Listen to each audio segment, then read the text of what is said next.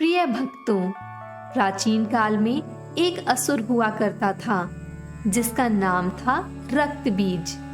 भगवान ब्रह्मा जी की कठोर तपस्या कर रक्त बीज ने उनसे अमर होने का वरदान मांगा, लेकिन उन्होंने मना कर दिया और ब्रह्मा जी ने उससे इसके बदले ये वरदान दिया कि जब भी वह किसी से युद्ध करेगा और उस युद्ध में अगर उसके तन से रक्त की एक भी बूंद धरती पर गिरती है तो उससे एक नया रक्त बीज जन्म ले लेगा।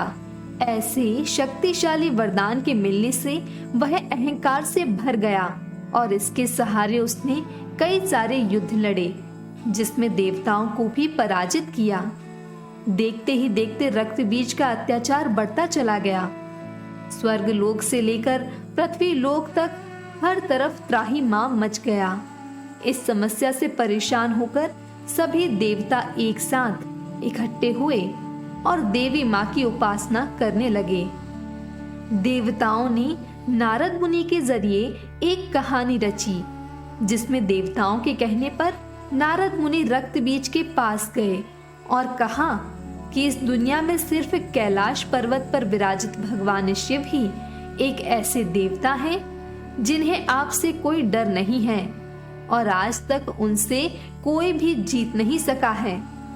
इसके आगे नारद मुनि कहते हैं कि वहां एक सुंदर नारी भी रहती है।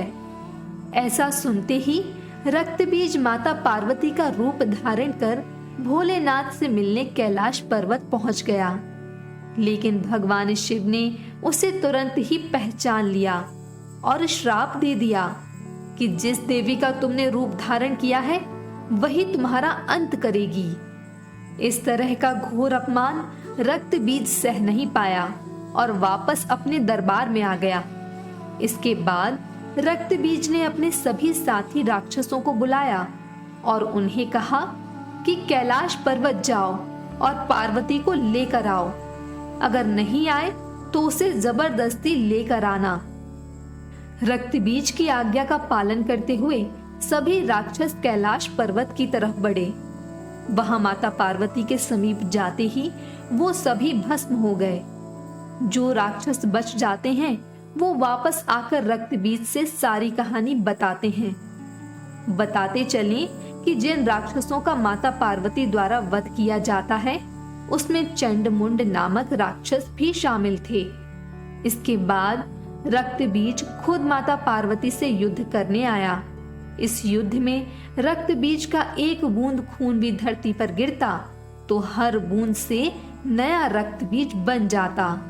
ये देखकर माता पार्वती ने चंडी का रूप धारण किया और रक्त की जितनी भी बूंदें रक्त बीज के शरीर से निकलती वो उन्हें धरती पर गिरने से पहले ही ग्रहण कर लेती। इस तरह माता पार्वती ने चंडिका का रूप धारण करके रक्त बीज का वध किया था।